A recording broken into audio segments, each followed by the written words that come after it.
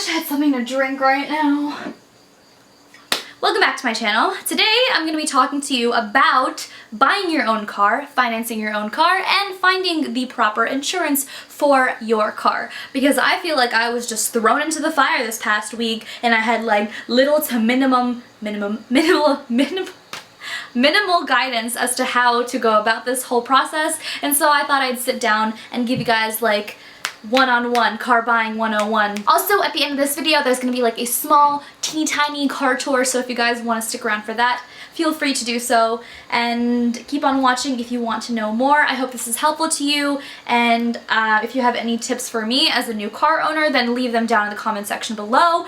And with that being said, let's just get started with the video. This past week, 5 days ago, I bought my own car by myself. I didn't have my parents' help. I didn't have anyone helping me with this process. My parents did take me to the dealership. They did help me with sitting down and monitoring the negotiation, but for the most part I did the talking, I did all that stuff. It's a really overwhelming process. I spent months and months and months talking about this and planning this out and looking for prices and looking to see how much I could afford in terms of monthly payments, and of course deciding whether or not I wanted to lease a car, finance a car, or just buy a used car from someone that I knew. The third option, which is usually what is very common, is just buying a secondhand car. I wanted to do that. That was my first choice, but I didn't know anyone that was trustworthy out here in Vegas because I've only been living here for a year, and unfortunately I know a lot of my friends who've bought a secondhand car and are dealing with shitty car troubles right now, and it's just not something that I feel like doing. I'd rather just do the monthly payments and know that I have a brand new car. So that took a lot of time to decide. Point number one, know what you want to do first, like know what course of action you're going to take, whether or not you're going to finance, lease, or buy a secondhand car. I definitely think that I made the right decision in researching for months and months and months and saving up so that I had a good down payment, so my payments every month wouldn't be so high, because that is also important. That's something you want to take into account, because auto payments and insurance, those two bills together, that is a lot. That's a lot of money. If you have a stable job, of course that shouldn't be a problem for you, but if you're young, you're in college, and you don't have a steady full-time job like I do,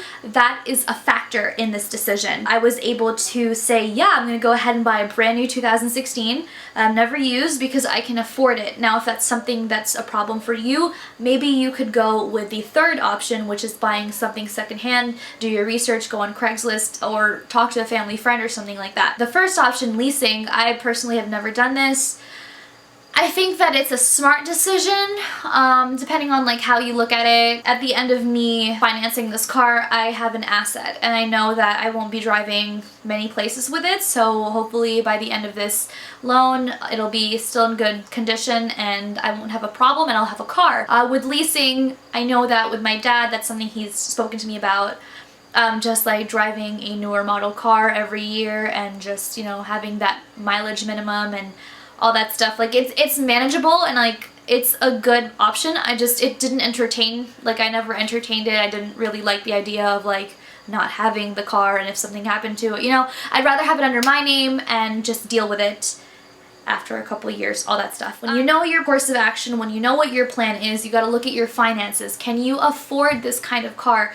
If you're doing this by yourself, like you have to be realistic. Like I didn't go out and buy myself a freaking Volkswagen something bug, or I didn't go and buy a Jeep, which I really wanted to. I was looking into those cars and like, yeah, they're like the 20,000, 30,000, and like you're thinking, okay, I could definitely pay that off in like 4 or 5 years, but when you're paying off month to month and you're thinking $600 isn't a lot, it adds up because you're gonna have insurance. So you really need to think about, can I afford this car every single month? Can I afford this car plus gas, plus insurance, plus all my bills, plus all that? Like it's not just the car payment.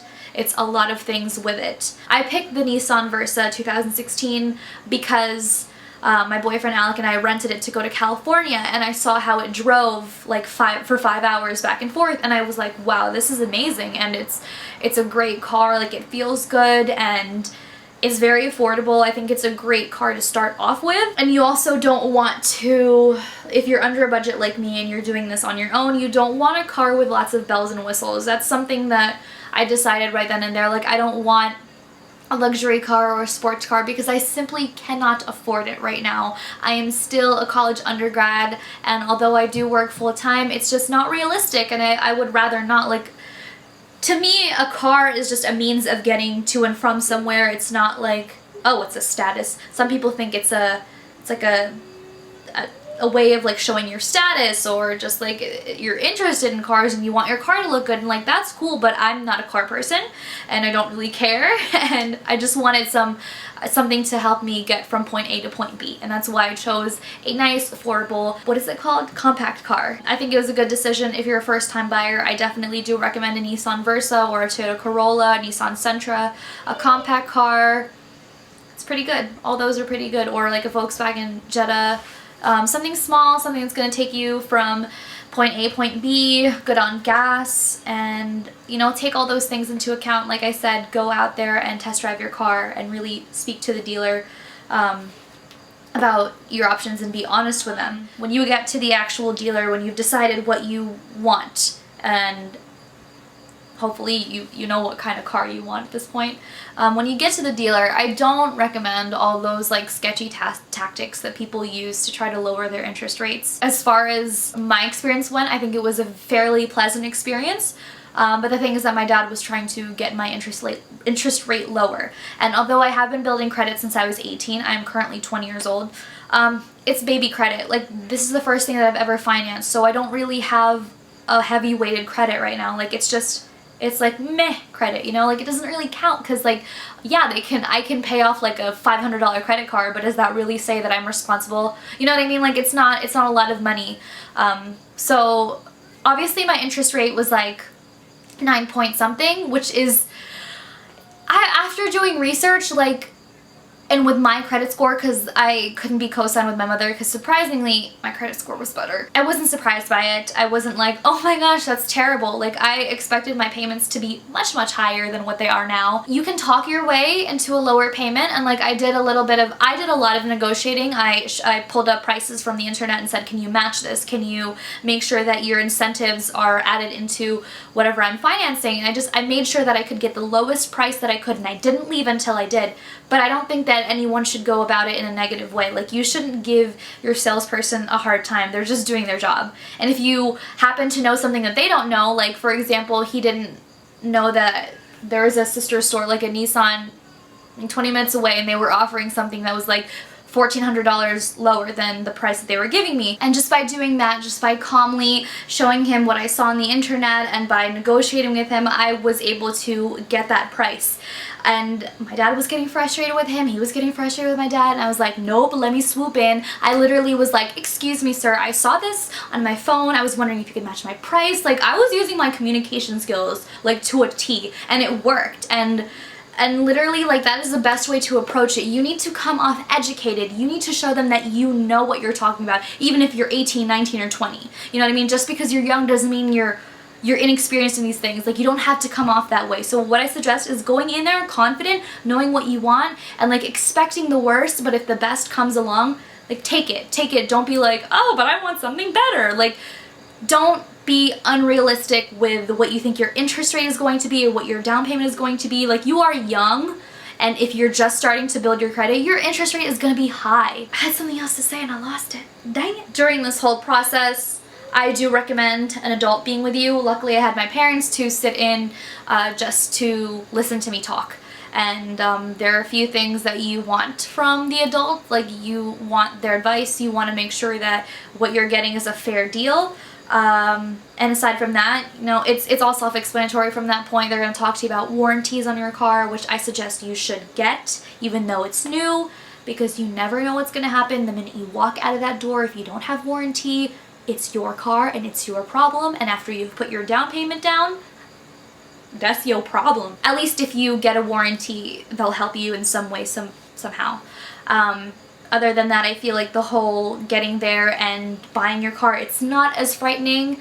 it is overwhelming, but halfway through I was like, okay, I got this. This isn't really all that complicated. It was just very nerve-wracking because I've never made such a big financial decision before, and this is now affecting my credit, and I did get insurance and all that stuff, so like I was just afraid of all the bills stacking up. But it's not something that you should worry about in that moment. You should worry about focusing on what they're saying to you so that you don't miss the important information that they're giving you. Buying insurance, do that right away. Like, don't wait. Go get your quotes, look online, look at Progressive, Allstate, Geico, State Farm. State Farm is great, by the way. Compare all those rates, give them calls, and really see what you can get. There's usually discounts for being a good student. State Farm has the Drive and Save, where you drive a certain mileage and 6 months they can refinance your your insurance payments. And all these things. Like, pick an insurance company that really wants to help you. I know that when I chose State Farm, like, I sat down and they really gave me like a family feeling, and I love that about them. I think that they really took care of me, and we sat there for like an hour and a half, like trying to get the lowest and safest rate, which is really important too. Like, you don't want to get the lowest rate just to get the lowest rate, because what if something happens and you owe like $25,000 out of pocket, you know what I mean? Aside from that, I covered what you want, like knowing your plan of action. And so it's knowing your plan of action, it's doing your research, getting to the dealer and, you know, being calm and show them that you've done your research. Really listen to when you are signing all the papers and agreeing to your loan, and, you know, take into account what they're saying about your interest rate, how you can lower it, how you can refinance, and then get insurance right away. I wish I had known all these things when I was buying a car, because then I wouldn't have been so worried, because it is an overwhelming process, like I said, but it's very doable. I mean, everyone does it at some point, right? Like, this is adulthood, whatever, right? Yeah. I'm like, yeah, that's it. Like, I just wish someone had talked to me about this. Like, it's honestly, if you're thinking about it and you're like, but what about my down payment? Like, no, get in there, do your research, like, get it done, you know? Don't feel like you have to stall it because of like your nervous feelings, you know? Like, get out there, get your car, get yourself started. I really do suggest looking into what kind of car, because that's really important when it comes to like your monthly payments. And I'm gonna emphasize that, because if you're like me, you have other bills to pay, you don't want this one giant bill like on your shoulders. And that is pretty much it. I hope I covered everything. If you have any more questions, I am so open to answering all of them, because I had so many questions, like absolutely like 110 questions to ask everyone around me, and I am willing to answer any of your questions concerning car buying and all that stuff, and if I don't know it, well, I'll Google it for you. That is pretty much it. I hope you guys enjoyed the video. Stick around for that small ass car tour, and I hope to see you again. I have a few videos coming up this week. There's going to be a glute day with a physique update, and then a vlog as well. So it's going to be like 3 videos, including this video. So I hope this was entertaining. I hope it was helpful, and if you know anyone that needs this video, go ahead and share it. Follow me on Instagram, it's Mikaelah Squats, and I will see you in the next video. Bye! Alright, so you got your basic steering wheel. This you can use to toggle the, I don't know, the radio, I guess. This is the sound, this volume. Forgive me, I've had this car for 3 days, and to be honest, I haven't really spent that much time inside of it, but I know that this is for Bluetooth calls and picking up and all that stuff. This is to, what do I do with this? Okay, the car isn't on, so I think that's to adjust my side view mirrors. Right.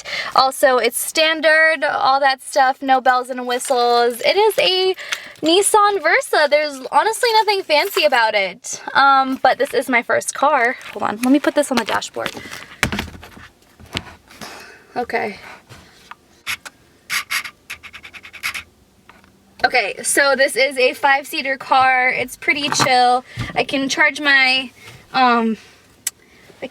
phone here. There's like 4 cup holders. Actually, no, there's like 8, 5, 10. There's cup holders everywhere. There's a glove compartment. It's a car. Like, there's literally nothing that special about it. I've had it for 3 days. There's nothing but my sweater and my Chipotle hat in here.